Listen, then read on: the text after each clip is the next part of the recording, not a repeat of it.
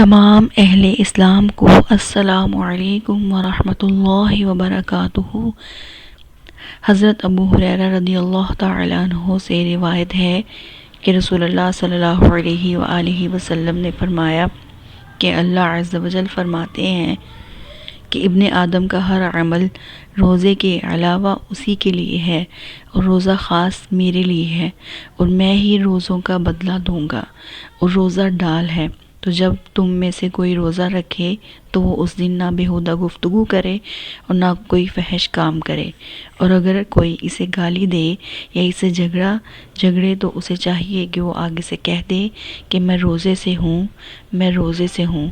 قسم ہے اس ذات کی جس کے قبضہ قدرت میں محمد صلی اللہ علیہ وآلہ وسلم کی جان ہے۔